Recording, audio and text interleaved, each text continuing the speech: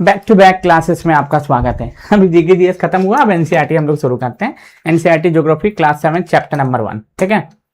NCERT geography class 7 chapter number 1 हम लोग शुरू करते हैं। तो सभी लोग क्लासेस को ज्वाइन कर लीजिएगा, सभी लोग क्लासेस को ज्वाइन कर लीजिएगा। और हाँ, इसका जो आपको ये डेमो क्लासेस है, फिर उसके बाद आपको ये क्लासेस यूट्यूब पे नहीं आएंगी। ये डेमो क्लासेस है अपना एनसीईआरटी ज्योग्राफी की, याद रख लीजिएगा। एनसीईआरटी जो ज्योग्राफी है याद रख लीजिएगा। मैं फिर से बता देता हूँ, एनसीईआरटी की ये ज्योग्राफी की क्लास है, ज्योग्राफी की क्लास 7 की चैप्टर नंबर 1 क्लास है। चैप्टर 1 नंबर 1 ये क्लासेस है, चैप्टर नंबर 1 ये क्लास है। ये फिर उसके बाद आज के बाद यूट्यूब पे आपको नहीं आएंगी, पेड बैचेस में आएंगी। और 149 का ये बैच अवेलेबल है हमारे ऐप पे, आप चाहे तो बाय कर लीजिए, ठीक है। चलिए शुरू करते हैं। तो आज का हमारा चैप्टर है क्लास 7 का चैप्टर नंबर 1, ठीक है। हम लोग आज पढ़ने वाले हैं घटक, परिमंडल, परितंत्र, संपूर्ण विश्लेषण, ठीक है। अच्छा, संपूर्ण विश्लेषण, ये सारी चीजें इसमें हम लोग पढ़ने वाले हैं एआई के माध्यम से। किसके माध्यम से? एआई के माध्यम से, एआई के माध्यम से पढ़ेंगे, ठीक है। एआई के माध्यम से हम लोग इसको पढ़ने वाले हैं, ठीक है। एआई के माध्यम से इसको पढ़ेंगे और साथ ही साथ हम लोग यहाँ पे ओरिजिनल बुक भी खोल लेते हैं। यहाँ पे ओरिजिनल बुक भी हम लोग खोल लेते हैं, यहाँ पे ओरिजिनल बुक भी हम लोग खोल लेते हैं। जानबूझ के ओरिजिनल बुक भी मैं खोलूंगा, ठीक है। ओरिजिनल कहाँ गया? ये रहा ओरिजिनल बुक। हर एक तरीके से हम लोग पढ़ेंगे, 3 तरीके से। एमसीक्यू भी सॉल्व करेंगे, प्लस इसमें हम लोग ओरिजिनल बुक से भी पढ़ेंगे और एआई का भी माध्यम इस्तेमाल करेंगे। तीनों चीजें हम लोग पढ़ने वाले हैं। आज का हमारा चैप्टर है क्लास 7 की ज्योग्राफी का चैप्टर नंबर 1, जिसका नाम है पर्यावरण। जिसका नाम क्या है दोस्तों? पर्यावरण है। जिस चैप्टर का नाम क्या है दोस्तों? पर्यावरण है। हम लोग इसको अच्छे से पढ़ने वाले हैं। आइए शुरुआत करते हैं इस जानदार, शानदार और बेहतरीन क्लासेस। क्या सुबह वाली क्लासेस नहीं हुई थी? माफी चाहेंगे इसके लिए, ठीक है। इंटरनेट का इशू कुछ नहीं था, लाइट नहीं थी भाई, सुबह लाइट नहीं थी, इसकी वजह से हम लोगों ने इसको नहीं पढ़ा था, ठीक है। चलो, 3 तरीके से इसको हम लोग पढ़ेंगे, 3 तरीके से पढ़ेंगे। पहले आप सभी लोग, हम लोग समझेंगे कि पर्यावरण होता क्या है, पर्यावरण के बारे में अच्छे से जानेंगे। पर्यावरण होता क्या है, कैसे इसको पढ़ा जाता है, क्या क्या पढ़ना इसके लिए आवश्यक है और क्यों हमारे लिए आवश्यक है, इन सभी चीजों के बारे में इसमें हम लोग इसको पढ़ने वाले हैं, ठीक। चलो, सबसे पहले हम लोग शुरू करते हैं सबसे पहले पेज से, सबसे पहले चैप्टर से। सबसे पहला पेज और सबसे पहले चैप्टर से ही हम लोग इसको शुरू करेंगे, जिस चैप्टर का नाम ही है दोस्तों पर्यावरण। अब जैसे कि थोड़ा सा कहानी बता रहा है कि रवि स्कूल खेल के मैदान नष्ट हो गया। रवि के स्कूल का खेल का मैदान नष्ट हो गया और मैदान की जगह ऊंची इमारत बन गई। पर्यावरण हमारे लिए मूल आधार है। निष्कर्ष, हमारे आसपास की सभी चीजें जो हमें दिखाई देती हैं, जो हमारे वायुमंडल में है, वो सभी किसका पार्ट है? पर्यावरण का ही पार्ट है। पर्यावरण का ही पार्ट है अपना, पर्यावरण का ही पार्ट है। अब जैसे कि मान लो यहाँ पे देखो, पहले क्या था दोस्तों? हरा भरा जो घास का मैदान था, थोड़ा सा पार्क वगैरह था। अब इसको तोड़ ताड़ के क्या बना दिया जाएगा दोस्तों? स्कूल में तब्दील किया जाएगा। तो हम लोग पर्यावरण का हार्म कर रहे हैं कि नहीं कर रहे हैं? आप खुद बताइए। अब जिस स्कूल के पास ये रवि रहता था, वहां पे क्या था दोस्तों? पहले क्या था दोस्तों? बहुत अच्छा सा खेल का मैदान हुआ करता था, घास वगैरह थे, पेड़ पौधे थे, उन सब को नष्ट किया गया, उन सभी को डिस्ट्रॉय किया गया। और क्या किया गया दोस्तों? वहां पे स्कूल बना दिया गया। स्कूल बनाना अच्छी बात है, लेकिन पर्यावरण को हार्म करके बनाना ये गलत बात है। पर्यावरण को ध्यान में रखते हुए चीजों को बनाना चाहिए था। हो सकता है कि स्कूल बनाने के बाद उसके आसपास ऐसी पर्यावरण वाला जो है माहौल बना दिया जाता, ताकि जो है जो है पर्यावरण भी बचा रहता और साथ ही स्कूल भी बन जाता। हालांकि दोनों ही हमारे लिए जरूरी है, ठीक है। चलिए, long life Roshan Anand and Shankar sir, धन्यवाद, ठीक है। अंकिता जी धन्यवाद, ठीक है। रोशन आनंद सर के साथ जो हुआ है, ठीक है, मैं उसका कड़ा विरोध करता हूँ, उसका कड़ा विरोध करता हूँ, जो भी कृत्य को किया है, ठीक है। मैं जानता तो नहीं किसने किया है, लेकिन जो भी किया है उसके पापों की सजा उसको अवश्य मिलेगी, इस पृथ्वी पे ही मिलेगी, चाहे कोई भी हो, ठीक है। कोई 30 मार खा हो, कोई फर्क नहीं पड़ता, कोई फर्क नहीं पड़ता। अब पर्यावरण क्या है? पेपर में ये पूछा जाता है ना कि पर्यावरण क्या है। जैसे कि मान लो आपसे मैं पूछ लेता, ठीक है, कि पर्यावरण क्या है। पहले तो इसको हम लोग ऐसे क्या करेंगे, इसको इसे इंपोर्ट मारेंगे, इसको जो है पहले तो छोटे से लाएंगे और उसके बाद हम लोग देखेंगे कि पर्यावरण क्या है, इसको समझेंगे। फिर हम लोग बुक पे भी आएंगे, ये बुक ही है यार, मतलब कि जिसको एआई फॉर्मेट में हमने बदल दिया है। ये बुक ही है जिसको हमने क्या किया है दोस्तों? एआई फॉर्मेट में बदल दिया है। पर्यावरण क्या है? किसी भी जीवित प्राणी के चारों ओर पाए जाने वाले लोग, स्थान, वस्तुएं, क्या है दोस्तों? प्राकृतिक एवं मानव निर्मित परिघटकों का मिश्रण, जहां हम सांस लेने के लिए हवा, पीने के लिए पानी, जल मिलता है, उसी को हम लोग क्या कहते हैं? पर्यावरण कहते हैं। जैसे कि एग्जाम्पल के तौर पे इसमें क्या बताया गया, इस बुक में क्या बताया गया? किसी भी जीवित प्राणी के चारों ओर पाए जाने वाले लोग, स्थान और वस्तुएं, यह प्राकृतिक और मानव निर्मित, ठीक है, परिघटनाओं का मिश्रण है। ठीक है, अब जैसे कि मान लो किसी भी स्थान के आसपास आप देखोगे जो है मानव निर्मित मकान मिल जाएंगे, प्राकृतिक पेड़ मिल जाएंगे, वहां पे नदियां, झील, तालाब मिल जाएंगे। तो क्या है जैसे कुछ मानव निर्मित है और कुछ प्रकृति की देन है, कुछ मानव निर्मित है और क्या दोस्तों कुछ प्रकृति देन है। दोनों चीजें याद रख लीजिएगा, दोनों चीजें आप याद रख लीजिएगा। तीसरा पॉइंट, हमें यह हमें सांस लेने के लिए हवा और पीने के लिए पानी देता है। बिल्कुल याद रखना, हमारे लिए वायुमंडल जो होता है, हमारे लिए जो पर्यावरण जो होता है, पर्यावरण में जो सांस लेते हैं उसमें हम योगदान कौन निभाता है? पेड़ पौधे। अगर मान लो ऑक्सीजन मिले ही ना, सर्वाइव करना मुश्किल हो जाएगा। ऑक्सीजन मिल रहा है लेकिन पीने के लिए पानी ना मिले तो सर्वाइव करना मुश्किल हो जाएगा। ठीक है, तो यही चीज यहाँ पे बताएगा। मूल रूप से फ्रेंच भाषा का शब्द है इन्वॉल्वमेंट, इनमॉर्नर, ठीक है, से ही इसका अर्थ होता है दोस्तों पड़ोस। उत्पत्ति से ही क्या होता है, इसका अर्थ क्या होता है दोस्तों? पड़ोस। अपने आसपास में आप देखोगे जितने भी मानव निर्मित चीजें हैं या फिर प्रकृति से द्वारा निर्मित चीजें हैं, आसपास की जितनी भी चीजें हैं, सभी क्या है? आपके पर्यावरण का पार्ट है, सभी आपके पर्यावरण का पार्ट है। और यही एनसीईआरटी भी बोलती है, यही एनसीईआरटी भी बोलती है, यही एनसीईआरटी भी बोलती है। इसीलिए तो हम लगाए हैं, इसीलिए तो हम लगाए हैं, इसीलिए तो इसको लगाए हैं।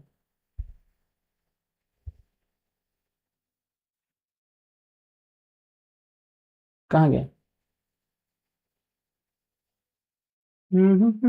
अब देखो यहाँ पे डब्बे में लिखा होगा, ये डब्बे में ही लिखा होगा। अब देखो पर्यावरण, ये देखो सीधे सीधे भी हम बुक भी लगा रहे हैं ना, ताकि ऐसा ना लगे लोगों को कि खाली एआई का इस्तेमाल कर रहा है ये मास्टर जो है। ठीक, चलो देखो यहाँ पे क्या लिखा है, पर्यावरण हमारे जीवन के मूल आधार है।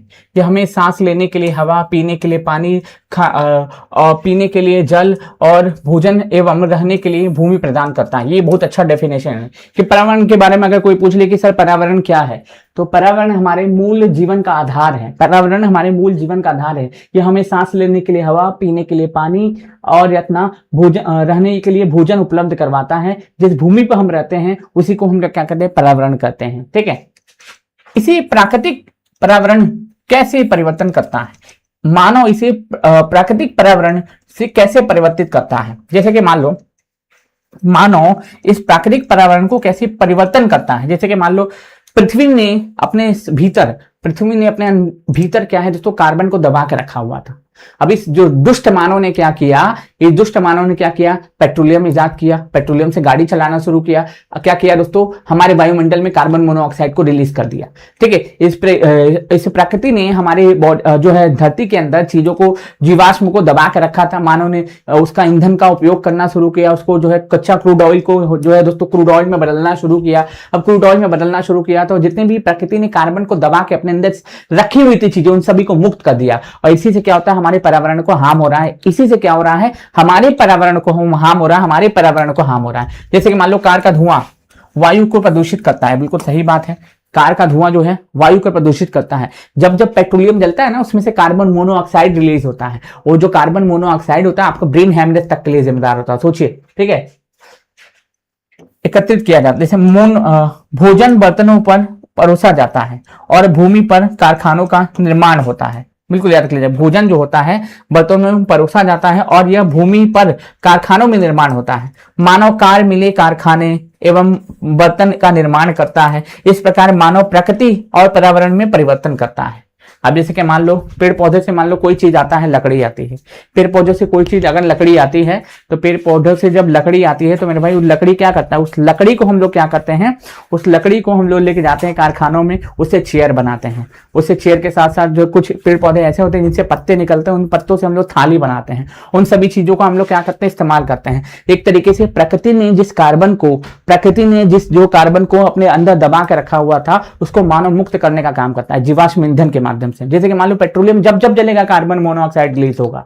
ठीक है, अब मान लो तुम कोयला निकालते हो, कोयला जो निकालते हो तो कोयले से भी कार्बन मुक्त होता है। तो कोयले में भी आप देखेगा 4 टाइप मिलता है आपको। क्या है? एंथ्रासाइट है, बिटुमिनस है, लिग्नाइट है, पीट है। वही इस चैप्टर में आपको बताया गया कि पर्यावरण को मानव किस तरह प्रभावित करता है, प्राकृतिक पर्यावरण क्या होता है, मानव निर्मित पर्यावरण क्या होता है। इन सभी चीजों के बारे में इस चैप्टर में आपको बताया गया है।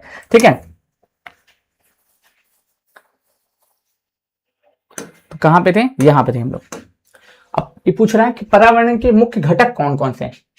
प्राकृतिक घटक, अब जैसे मान लो इसको मानव नहीं बनाता है, ये हमें प्रकृति देती है, जैसे जल प्रकृति देती है, वायु हमें प्रकृति देती है, और सजीव, ये मालूम है जितने भी सजीव है ना उनके लिए जल और वायु दोनों आवश्यक है, दोनों आवश्यक है। जितने भी सजीव हैं, इसमें प्लांट भी आते हैं, इसमें ह्यूमन भी आते हैं, दोनों आते हैं, इसमें प्लांट भी आएंगे, इसमें ह्यूमन भी आएंगे, दोनों आते हैं। प्राकृतिक पर्यावरण के ही एग्जाम्पल है, ये प्राकृतिक पर्यावरण के ही एग्जाम्पल है। अगर आप एनसीईआरटी ज्योग्राफी, एनसीईआरटी ज्योग्राफी का बैच लेना चाहते हो 149 में द एजुकेशन वे के ऐप पे अवेलेबल है, द एजुकेशन वे के ऐप पे अवेलेबल है, आप चाहे तो हमसे बाई कर सकते हो, बाकी आपकी अपनी इच्छा। चलिए, मानव निर्मित इमारतें, पार्क, पुल, सड़क, उद्योग, ये सब कौन बनाता है? मानव बनाता है। तो प्राकृतिक पर्यावरण के एग्जाम्पल अगर पूछो जल वायु हो जाएगा, ये स्थल पे रहने वाले सभी सजीवों के लिए आवश्यक है।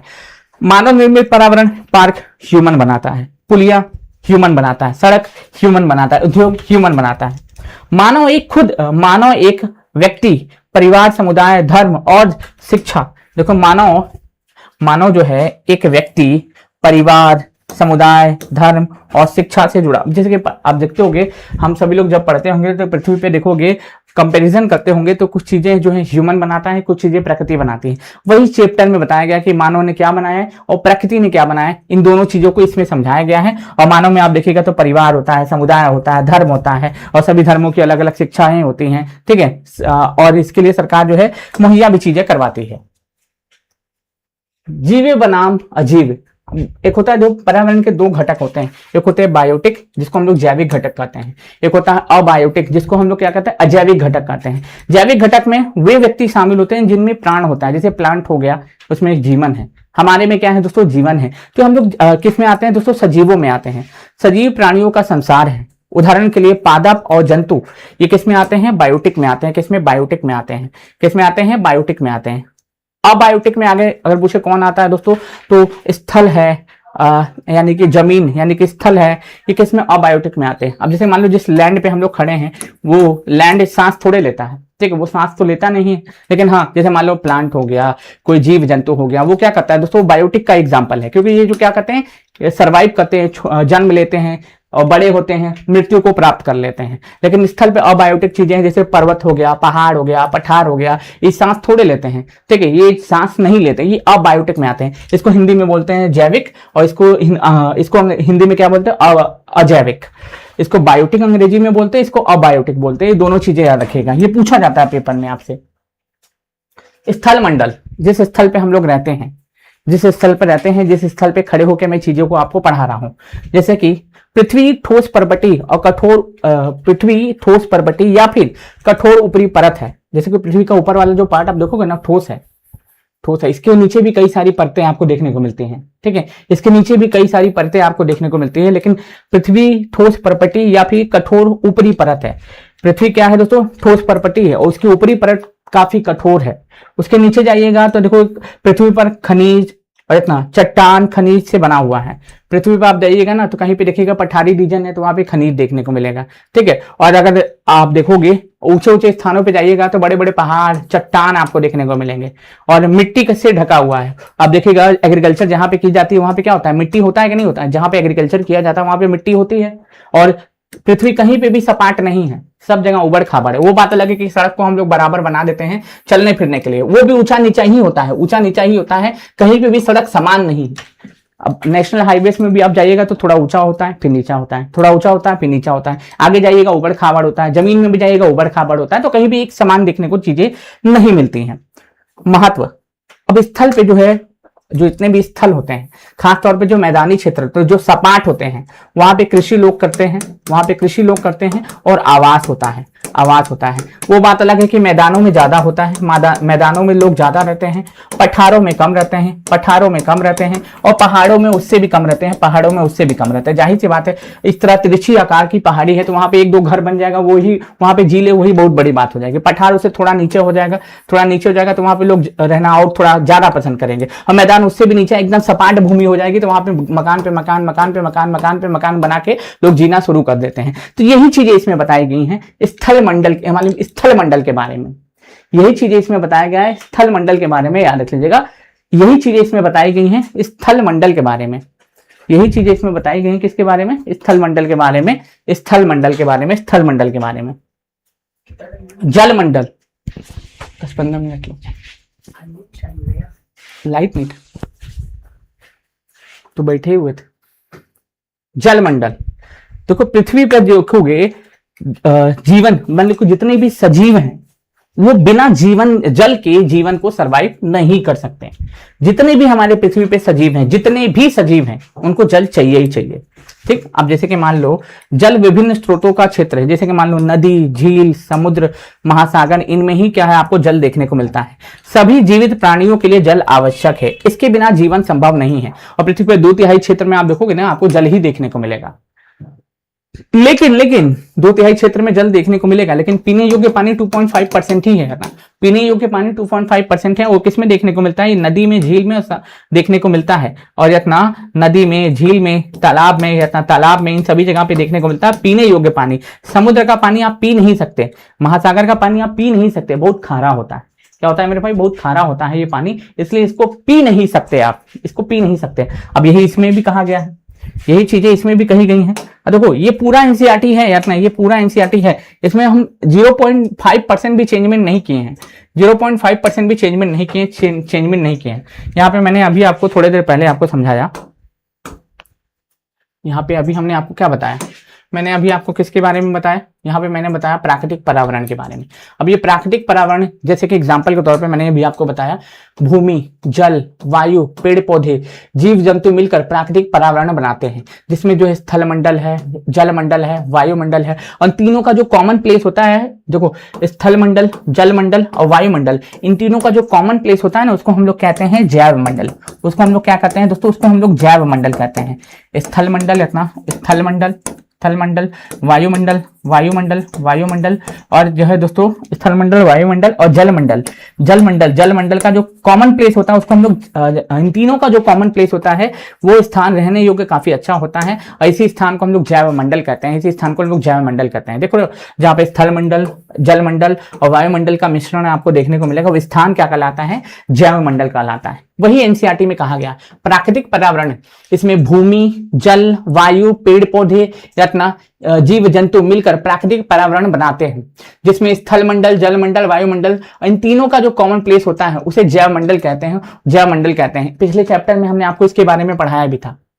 आइए हम कुछ तथ्यों को जानकारी प्राप्त करते हैं। और पृथ्वी ठोस प्रकृति है या फिर कठोर परत है, स्थल मंडल कहते हैं। अब जैसे मान लो पृथ्वी ठोस प्रकृति या फिर कठोर ऊपरी परत को, पृथ्वी की इतना ठोस प्रकृति या ऊपरी परत को स्थल मंडल कहते हैं। ठीक है, और यह चट्टानों, खनिजों से बनी होती है। यही चीज यहाँ पे बताया है, वही चीजें मैंने वहां पे आपको बताया था। यह चट्टानों से और खनिजों से मिलकर बनी होती है और इतना मिट्टी से ढकी होती है। यहाँ पहाड़, पठार, मैदान, घाटी, विभिन्न स्थलाकृतियां आपको देखने को मिलती हैं। स्थल कृतियां, ठीक, स्थल कृतियां महाद्वीपों के अलावा महासागर की सतह पर पाई जाती हैं। जैसे कि मान लो कुल स्थल कृतियां जो है स्थल पे भी है और कुछ महासागर पे भी देखने को मिलती हैं। महासागर के नीचे भी एक समान संरचना आपको देखने को नहीं मिलती है। जो महासागर होते हैं, ठीक है, महासागर जो होते हैं, मैं फिर से बता दूं, जितने भी महासागर होते हैं उनके नीचे भी जो स्थल कृतियां होती हैं एक समान नहीं होती हैं, डिफरेंट होती हैं। उबड़ खाबड़, ये जो महासागर आप जाइएगा ना नीचे, तो यहाँ पे देखोगे उबड़ खाबड़, उबड़ खाबड़, कहीं ऊंचा पहाड़ हो जाएगा, कहीं पठार हो जाएगा, ठीक है, कहीं पे सपाट नुमा संरचना देखने को मिलेगी। तो यही चीजें यहाँ पे बताया गया है। स्थल कृतियां विषम धरातल है। स्थल कृतियां महाद्वीप के अलावा महासागर की सतह पर भी पाई जाती हैं। स्थल मंडल वह क्षेत्र है जो हमें कृषि, हमें वन, कृषि और मानव बस्तियों के लिए भूमि और पशु चराने के लिए घास प्रदान करता है। खनिज संसाधन का भी एक स्रोत होता है, खनिज संपदा का भी एक स्रोत होता है, जो कौन होता है दोस्तों? स्थल मंडल होता है। ठीक, चलिए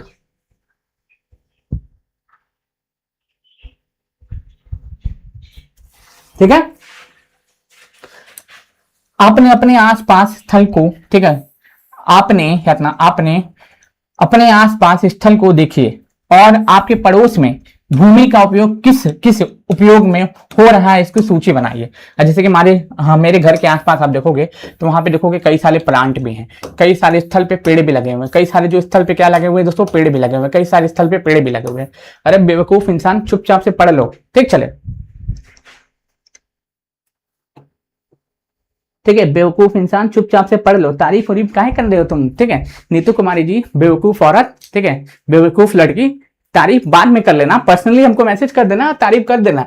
फिलहाल अभी पढ़ने का टाइम है, पढ़ लो। तुम्हारा इसीलिए सिलेक्शन नहीं होता, हम समझ गए, आ गया। इसलिए तुम्हारा आज तक एक एग्जाम नहीं निकला। ये 8299339562 पे बेवकूफ लड़की, इस पे मैसेज कर लेना और इस पे मैसेज करके भर भर के तारीफ लिखना। अभी पढ़ने का समय है, पढ़ लो। अभी हम बता देंगे कि स्थल मंडल किसे कहते हैं, तुरंत मुंह में पाचक हो जाएगा, समझे में नहीं आएगा कि आखिर में हुआ क्या, मुंह पाचक हो जाएगा। ठीक है। अब ऐसे जो लड़के होते हैं ना, जो पढ़ने से ज्यादा यहाँ पे आते हैं टाइम पास करने, उनके लिए मेरे पास एक ब्रह्मास्त्र भी है, उनके लिए मेरे पास एक ब्रह्मास्त्र भी है। ठीक है, आइए उस महान लड़की के लिए एक प्रश्न दाग दिया मैंने, बताओ तो। मतलब गजब बेवकूफ टाइप के लोग होते हैं। तारीफ करने के लिए बहुत समय है, आप हमको पर्सनली मैसेज करिए, कॉल करिए, उस पर तारीफ करते रहिए, लेकिन अभी सिलेबस को कंप्लीट करिए, सिलेबस को पढ़ लो। जीवन भर चाटुकारिता करते रह जाओगे, याद रखना, जीवन भर। अब जैसे कि मान लो पर्यावरण के घटक के संदर्भ में निम्नलिखित कथनों पर विचार कीजिए। मानव निर्मित पर्यावरण में केवल वे वस्तुएं शामिल हैं जो प्रकृति से मौजूद नहीं है। ठीक है, मानव निर्मित पर्यावरण है, मानव निर्मित पर्यावरण में वे वस्तुएं शामिल हैं जो प्रकृति में मौजूद नहीं है। दूसरा, बायोटिक और अबायोटिक दोनों घटक मिलकर प्राकृतिक पर्यावरण का निर्माण करते हैं। तीसरा, मानव स्वयं पर्यावरण का एक महत्वपूर्ण घटक है जो अपनी क्रियाओं से इसे संशोधित करता है। अब बताओ बेवकूफ लड़की कहां गई, चाटुकार वाली लड़की। ठीक है, बताओ। मतलब गजब, जैसे कि टीचर की एक गरिमा होती है, मतलब दौड़ा दौड़ा के पहले कायदे से पीटते थे, क्लास के बाद ही सब बातचीत किया जाता है। चाटुकारिता वाला जो काम होता है वो बाद में किया जाता है, पहले जो क्या किया जाता है, चीजों को पढ़ा जाता है। ठीक है, पहले चीजों को पढ़ा जाता है। देखो, मानव निर्मित पर्यावरण में वे वस्तुएं शामिल हैं जो प्रकृति से मौजूद नहीं है। ठीक है, अब जैसे कि मान लो पुलिया, अब जो मानव जो पुल बनाता है, इस तरीके से आप देखोगे ऊंचा ऊंचा जो मानव ऐसे पुल बनाता है, ये क्या प्रकृति बना के दी है? ठीक है, ये जो बड़ा सा जो टावर होता है, ये टावर जो होता है ये प्रकृति बना के दी है। मान लो ये जो बड़ा सा टावर आप देखोगे, ठीक है, ये बड़ा सा ऐसे देखोगे इस तरीके से टावर बना होगा, ये कौन प्रकृति बना के दी है? ठीक है, ये जो सड़क है, ये सड़क कौन है दोस्तों? ये प्रकृति बना के दी है, ये प्रकृति बना के दी है, ये प्रकृति बना के दी है। आप खुद बताओ, खत्म हुआ नहीं है, खाली उस लड़की के चक्कर में खाली इस क्वेश्चन को दिखाना पड़ा, अभी तो क्लासेस चल ही रही हैं। ठीक, तो अब यहां पे बोलो, यहां पे लिखा है मानव निर्मित पर्यावरण में वे वस्तुएं शामिल है जो प्रकृति से मौजूद नहीं है। ये बिल्कुल सही बात है।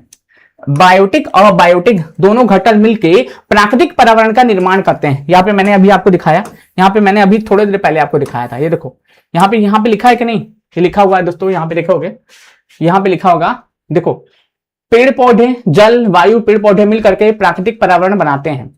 इसमें लिखा हुआ है ना कि भूमि, जल, वायु, पेड़ पौधे मिलकर के प्राकृतिक पर्यावरण बनाते हैं, प्राकृतिक पर्यावरण बनाते हैं। तो ये बातें एकदम सही है, ये बात एकदम सही है, क्योंकि इसमें भूमि, जल, वायु, पेड़ पौधे, जैविक अजैविक दोनों मिलकर के ही प्राकृतिक पर्यावरण बनाते हैं। तो ये बात तो एकदम पहला, दूसरा कथन भी सही हो जाएगा, ये दूसरा कथन भी सही हो जाएगा, दूसरा कथन भी सही हो जाएगा। तीसरा, मानव स्वयं पर्यावरण का एक महत्वपूर्ण घटक है जो अपनी क्रियाओं से संशोधित करता है। यानी कि 1 2 3 तीनों ही कथन सही है, 1 2 3 तीनों ही कथन सही है। ठीक है, 1 2 3 तीनों कथन सही है, 1 2 3 तीनों कथन सही है, तीनों कथन सही है। वही होता है, चाटुकारिता करने वाली आई होगी लड़की, अब वो कहां से पढ़ पाएगी? ठीक है, ये नहीं कि चुपचाप से पढ़े ज्ञान देते हैं आके। चलो, वायुमंडल, अब थोड़ा सा हम लोग वायुमंडल के बारे में थोड़ा सा समझेंगे, थोड़ा सा हम लोग वायुमंडल के बारे में समझेंगे।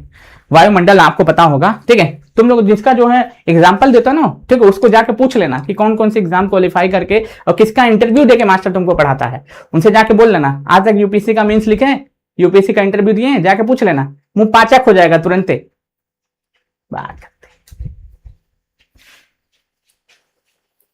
पृथ्वी के चारों ओर फैली हुई वायु की पतली परत पृथ्वी के गुरुत्वाकर्षण को थामे रखता है। ठीक है, पृथ्वी के, अब जो वायुमंडल पूछ रहे हैं कि पृथ्वी के चारों ओर फैली हुई जो परत, पतली सी परत होती है ना, उसी को हम लोग वायुमंडल कहते हैं, और पृथ्वी का गुरुत्वाकर्षण इसे थामे रखता है, सूर्य की हानिकारक किरणों से हमारी रक्षा करता है। इनमें आप देखोगे इनमें क्या क्या शामिल है, इनमें देखोगे तो इनमें आप देखिएगा, इनमें जो है धूल है, धूल है, जलवाष्प है, होते हैं। अब यही चीजें यहाँ पे भी लिखी गई होंगी, यही चीजें यहाँ पे भी लिखी गई होंगी। अब जो मैंने आपको एआई के माध्यम से यहाँ पे चीजें तब्दील की हैं, तो यहाँ पे चीजें भी वही लिखी हुई हैं, वहां पे यहाँ पे भी वही चीजें लिखी हुई हैं। बस वही है कि पढ़ने वाले होना चाहिए अच्छे से। वायुमंडल में आप देखोगे, कहाँ गया वायुमंडल, ये हम प्राकृतिक पर्यावरण स्थलमंडल पढ़ा रहे थे। फिर उसके बाद यही देखा, ये देखो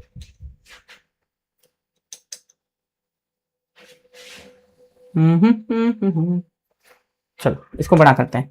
अब वही चीज यहाँ पे लिखी हुई है, कुछ भी चेंजमेंट नहीं है, कुछ भी चेंजमेंट नहीं, एकदम लाइन बाय लाइन है एनसीईआरटी, एक एक लाइन है, एक एक लाइन एनसीईआरटी का ही पार्ट है, एक एक लाइन एनसीईआरटी का पार्ट है। देखो लिखा है, कई प्रकार की गैस, धूल कण, जलवाष्प उपस्थित रहते हैं हमारे वायुमंडल में। वायुमंडल में परिवर्तित होने के लिए मौसम जलवायु परिवर्तन होता रहता है। अब जैसे कि वायुमंडल के बारे में जब बात करते हैं तो वायुमंडल में कई प्रकार की गैसें होती हैं जो सूर्य से आने वाली अल्ट्रावायलेट रेस यानी कि सूर्य के आने वाली जो हानिकारक किरणों से हमारी क्या करते हैं, सुरक्षा प्रदान करते हैं, हमारी सुरक्षा प्रदान करते हैं, हमें सुरक्षा प्रदान करते हैं। वही चीज यहाँ पे लिखा हुआ है, वही चीज यहाँ पे लिखा हुआ है, बस वही चीज यहाँ पे लिखा हुआ है। लेकिन इसको हमने क्या किया, एआई के माध्यम से टेक्नोलॉजी में तब्दील करके आपके नोट्स बनाने की समस्या को ही खत्म कर दिया है। पृथ्वी की ओर चारों हुई वायुमंडल में पतली सी परत, पृथ्वी के चारों ओर फैली हुई वायु की पतली सी परत, ठीक है, जो पृथ्वी के गुरुत्वाकर्षण को थामे रखता है।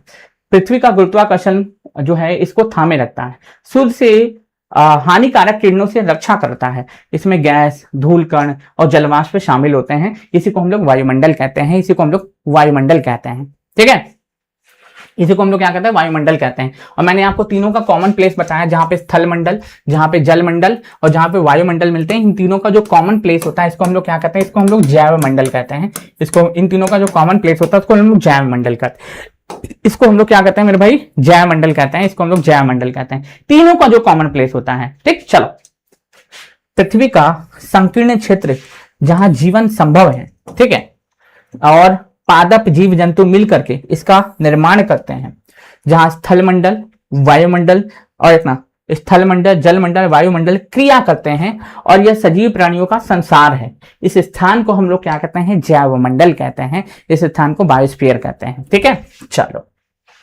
देखो, हम अपना बहुत ज्यादा पीएचडी आपको नहीं करवाएंगे, इसलिए नहीं करवाएंगे ना, जितना इस क्लास के चैप्टर में दिया हुआ है उससे ज्यादा हम इसमें आपको पढ़ाएंगे भी नहीं।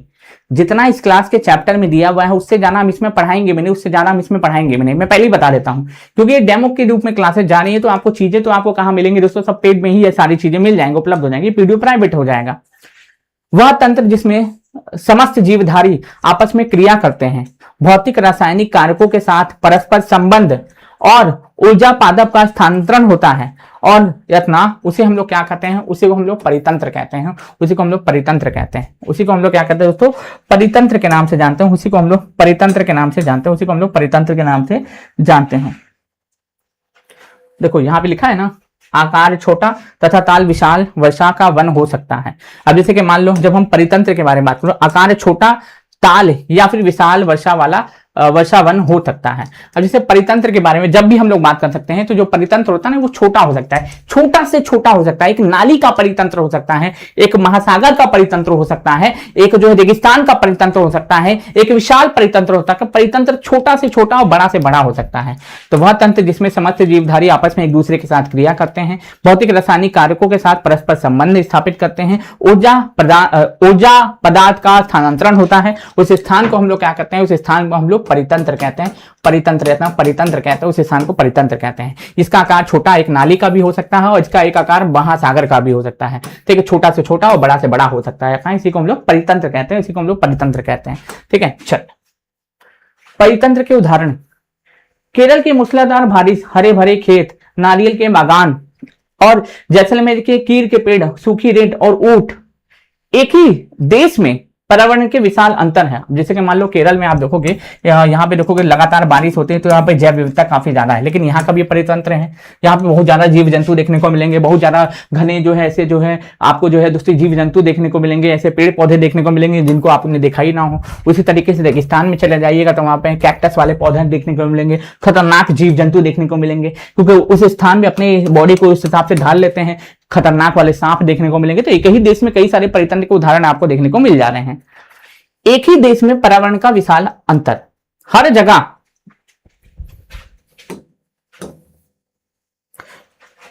जगह अपना विशिष्ट परितंत्र होता है। बिल्कुल, ये एकदम सही लाइन है कि हर जगह अपना एक विशिष्ट परितंत्र होता है। ये जरूरी नहीं है कि एक ही जगह पे होगा, हर जगह अपना एक विशिष्ट परितंत्र होता है, ठीक है। चलिए, मानवीय पर्यावरण मानवीय पर्यावरण में आप सीधे देख सकते हो, यहाँ पे पहले जो मानव जो था गुफाओं में रहता था, कंदराओं में रहता था, ठीक है, पेड़ पौधों की खाल पहनता था। उसके बाद होता क्या है दोस्तों, आग का आविष्कार होता है, तो जो कच्चा मानव पहले खाता था जानवरों को, उसको पका के खाने लगा। तो मानव अपनी आवश्यकताओं के अनुसार पर्यावरण को बदलता है, ठीक है। अब जैसे कि मान लो जैसे जैसे पहले हम लोग अनभिज्ञ थे, चीजों को जानते नहीं थे, तो हो सकता है कच्चा ही मांस खा लेते होंगे, ठीक है। पर जब जैसे ही आग का पता चला, एक समय की बात है, मान लो जैसे ही आग का पता चला होगा, गलती से ही आग में जो है जानवर की हड्डी चली गई, या फिर जानवर ही थोड़ा सा उसका फिका गया होगा। अब देखो अरे जानवर पकने के बाद तो और अच्छा लग रहा है। अब जैसे ही पका वैसे उसको खाया, उन्होंने कहा ओहो इसको पका के भी खाया जा सकता है।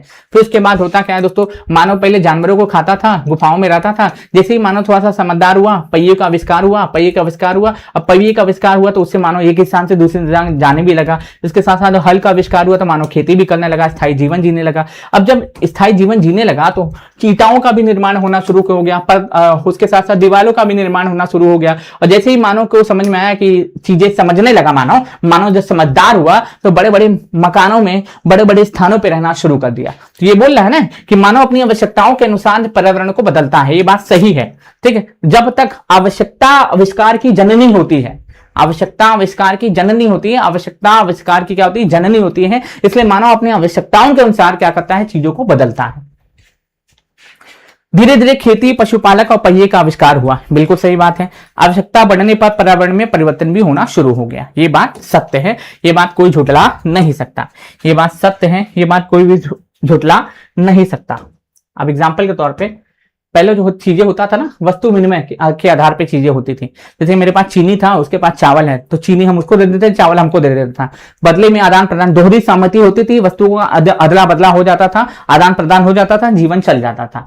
लेकिन जब मुद्रा आया, अब जैसे कि मान लो जब मुद्रा आ जाता है, मैं आपको एग्जांपल लेता हूं, जब मुद्रा आ जाता है, जैसे कि मान लो हमको आईफोन चाहिए, हमको आईफोन चाहिए, हम कहेंगे भैया 1000 बोरा चावल ले ला, 1000 बोरा चावल ले ला और हमको 1 लाख वाला जो है आईफोन दे दा। तो क्या दोहरी सहमति जब तक नहीं होगी तब तक लेन देन होगा नहीं। जब मुद्रा आ जाता है ना, तो चीजें जो है आसान हो जाती है, वस्तुओं को खरीदना आसान हो जाता है, ठीक है। अब मुझे जो है भारी चीजें की आवश्यकता नहीं पड़ रही है। अब भारी चीजें लेन देन के लिए नहीं, एक सहमति होती है जिसमें मुद्रा का उपयोग करके कोई भी व्यक्ति किसी से भी कुछ ले सकता है, कोई भी व्यक्ति किसी से भी कुछ ले सकता है, कोई भी व्यक्ति किसी से भी कुछ ले सकता है, जैसे ही मुद्रा आती है। हेलो हेलो, क्लास ले रहे हैं? हाँ ठीक है, स्कैनर मांग के कर दीजिए, भेज दीजिए।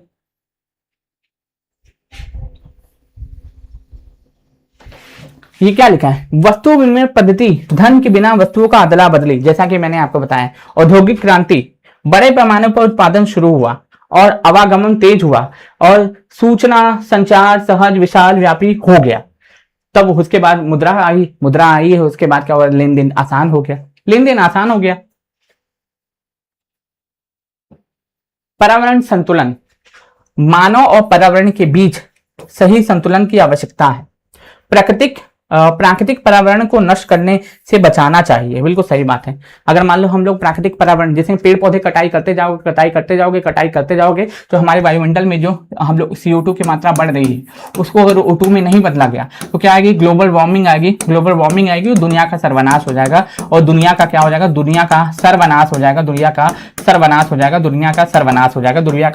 जाएगा, ठीक है, दुनिया का क्या हो जाएगा, सर्वनाश हो जाएगा। इसलिए पेड़ पौधों की कटाई को रोकना चाहिए। जो भी चीजें हम लोग उपयोग करें, पर्यावरण को ध्यान में रखते हुए चीजों का उपयोग हम लोग करें कायदे से, ठीक है। चल, गर्मी में तरबूज और सर्दी में मूंगफली प्राकृतिक चक्र है, ठीक है। और पर्यावरण से संबंधित जितने भी इस चैप्टर में जो प्रश्न है, हालांकि इसमें बहुत ज्यादा चीजें नहीं दी हुई हैं, तो पर्यावरण के संरक्षण के लिए हम लोग 5 जून को विश्व पर्यावरण दिवस भी मनाते हैं, जो अभी हाल फिलहाल में ही बीता है, ठीक है। 5 जून को विश्व पर्यावरण दिवस मनाया जाता है और भौगोलिक परिदृश्य से हमारी सांस्कृतिक खान पान को यह तय करता है।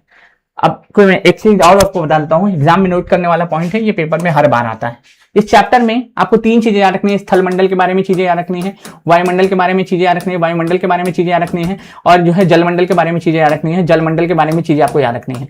और इन तीनों का जो कॉमन प्लेस होता है उसको हम लोग क्या कहते हैं, जयमंडल कहते हैं, ठीक है। चैप्टर में जितना चीज दिया हुआ ना उतना ही तक हम सीमित रखेंगे, इससे ज्यादा PhD आपको करवाने वाले नहीं है, इससे ज्यादा PhD आपको करवाने वाले नहीं है, माफी चाहेंगे, इससे ज्यादा PhD आपको नहीं करवाया जाएगा। क्यों नहीं करवाया जाएगा, उसका कारण है क्योंकि चैप्टर के अनुसार ही हम लोग चीजों को पढ़ाएंगे ना। अब इसमें ये पहला चैप्टर तो हो चुका, पहला क्वेश्चन हो चुका है, दूसरे पे आते हैं। दूसरा प्रश्न क्या है दोस्तों, अब इसको मिलान करना है आपको। पर्यावरण के प्रमुख क्षेत्र बताइए। स्थल मंडल केवल महासागरों में केवल महासागरों और समुद्र में पाया जाता है। आपको मिलान करना है, बताइए कौन सा कथन सही है, मिलान करना है।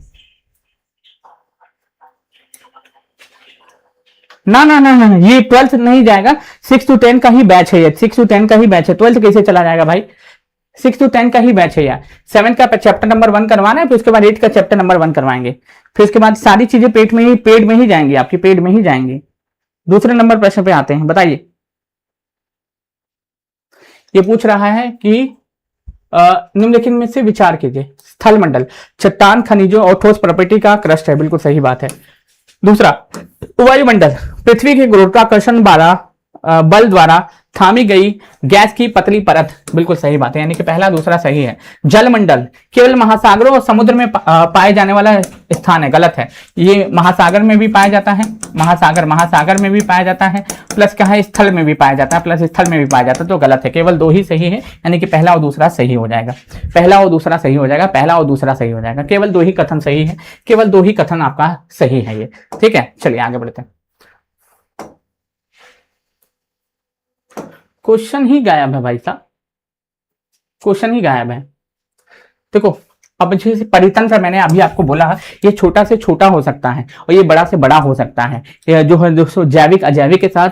और जितना आपको जो है दोस्तों, इसमें क्या कहा गया है, वह तंत्र जिसमें समस्त जीवधारी आपस में एक दूसरे के साथ तथा पर्यावरण के साथ भौतिक और रासायनिक कार्यों के साथ परस्पर क्रिया करते हैं, वे निवास करते हैं। यह सब ऊर्जा और पदार्थ का स्थानांतरण द्वारा संबद्ध होता है, उसी को हम लोग क्या कहते हैं, परितंत्र कहते हैं, उसी को हम लोग परितंत्र कहते हैं, परितंत्र कहते हैं, ठीक है। चलिए अब इसको छोड़ ही देते, इसमें छोड़ ही देते, क्वेश्चन ही नहीं है तो हम क्या ही इसमें बताएं हम लोग को।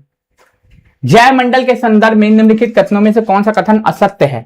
जय मंडल के संदर्भ में निम्नलिखित में से कौन सा कथन असत्य है, आपको यही बताना है। जय मंडल के संदर्भ में निम्नलिखित में से कौन सा कथन असत्य, गलत आपको बताना है, गलत। पहला, यह पृथ्वी का संकीर्ण नैरो क्षेत्र है जहां स्थल मंडल, जल मंडल, वायुमंडल मिलकर जीवन को संभव बनाते हैं। मैंने अभी आपको थोड़ी देर पहले आपको बताया था, ये देखो यहाँ पे मान लो जल मंडल है, यहाँ पे जो है स्थल मंडल है, यहाँ पे स्थल मंडल है और यहाँ पे वायुमंडल है। इन तीनों का जो कॉमन प्लेस होगा वो क्या कहलाएगा, वो जैव मंडल कहलाएगा, ये बात सही है, पहला कथन सही है, ठीक है। चलिए, पादप और जीव जंतु मिलकर के इस मंडल में निर्माण करते हैं, पादप और जीव जंतु मिलकर के इस मंडल का निर्माण करते हैं, बिल्कुल। यहाँ पे देखोगे कई सारे जो है पेड़ मिलेंगे और कई सारे जीव जंतु देखने को मिलेंगे, कई सारे जीव जंतु आपको देखने को मिलेंगे। ये भी एक बात सही है कि पादप और जीव जंतु मिलकर के इस मंडल का निर्माण करते हैं, ये बात भी सही है। तीसरा, जैव मंडल में जीवन केवल महासागरों की सतह तक ही सीमित है, बिल्कुल गलत बात है, ये स्थल पे भी सीमित है, यही गलत बात, यही सही आंसर हो जाएगा। जीवन के लिए आवश्यक सभी परिस्थितियां जैवमंडल में पाई जाती है, ये बात सही है। गलत पूछा है तो only C is a correct answer, only C is a correct answer, only C is a correct answer. अगर आप ये एनसीईआरटी का बैच लेना चाहते हैं तो 149 रुपीज में हमारे ऐप पे अवेलेबल है। द एजुकेशन वे में ऐप पे ये अवेलेबल है। और ये जो है बैच आपको मैं 3 डायमेंशन से पढ़ा रहा हूँ, एआई का इस्तेमाल कर रहा हूँ, बुक का इस्तेमाल कर रहा हूँ, इसके ऊपर एमसीक्यू करवा रहा हूँ। ऑल ओवर इंडिया में कोई नहीं करवाएगा, 149 में तो नहीं करवाएगा, ठीक है। ये आपके शिक्षक भर्ती एनसीईआरटी के लिए अमृत है, अमृत। इसको नहीं घोल के पियोगे तो पीछे रह जाओगे, याद रखना, बाकी आपकी अपनी मर्जी। अंग्रेजी में इन्वायरमेंट की उत्पत्ति मूल रूप से किस भाषा से हुई है और मूल का अर्थ क्या है, और इसका मूल अर्थ क्या है, इसका मूल अर्थ क्या है। तो पहली बात तो याद रख लीजिएगा, आंसर सामने ही दे दिया हो। फिलहाल तो इसका आंसर फ्रेंच भाषा के शब्द से हुई है, फ्रेंच शब्द के इन्वॉर्नर से हुई है, जिसका मतलब है पड़ोस, ठीक है, जिसका नाम मतलब क्या है दोस्तों, पड़ोस।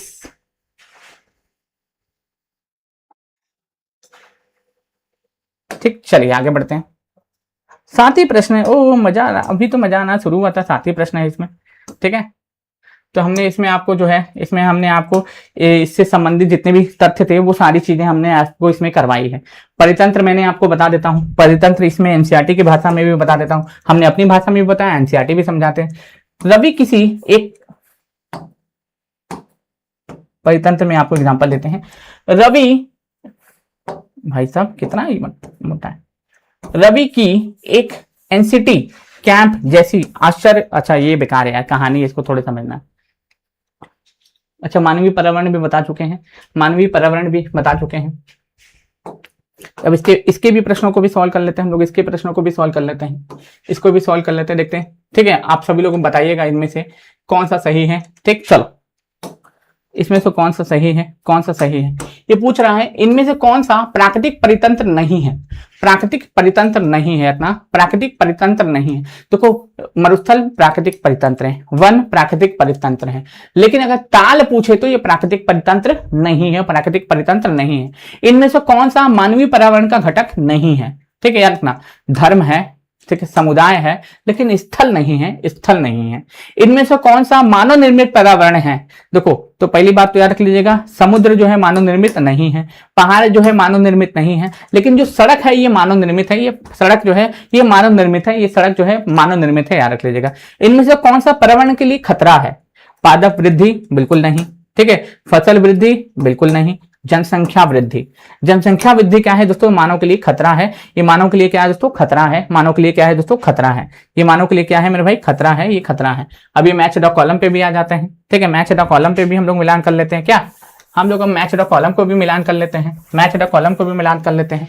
ठीक है, जैसे कि मान लो जैव मंडल, जैव मंडल, अब ये हो जाएगा तुम्हारा ये वह संकीर्ण क्षेत्र जहां पे जलमंडल, स्थलमंडल, वायुमंडल परस्पर क्रिया करते हैं, उस स्थान को हम लोग क्या कहते हैं, जैव मंडल कहते हैं। वायुमंडल, पृथ्वी को घेरे वायु की जो चादर होती है उसी को हम लोग क्या कहते हैं, वायुमंडल कहते हैं, उसी को हम लोग क्या कहते हैं, वायुमंडल कहते हैं। तीसरा जलमंडल, जलमंडल आप देखोगे जलमंडल, जलीय क्षेत्र को क्या कहते हैं दोस्तों, जलमंडल कहते हैं। पर्यावरण, पर्यावरण के बारे में बात करता हूं तो इतना, हमारे आसपास का जो क्षेत्र होता है उसको हम लोग क्या कहते हैं, पर्यावरण कहते हैं, पर्यावरण कहते हैं। हमारे आसपास का जो क्षेत्र होता है उसको हम लोग पर्यावरण कहते हैं।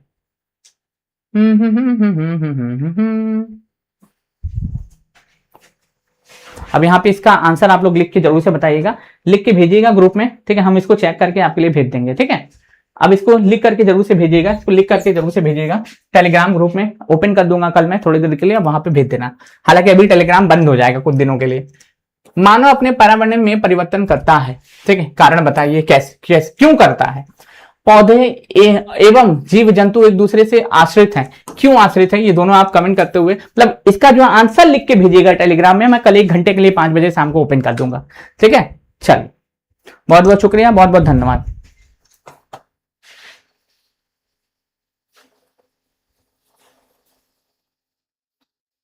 अगर आपको समझ में आया हो, क्लासेस अगर लेने लायक आपको लगे तो जरूर से लीजिएगा, बाकी आपकी अपनी इच्छा।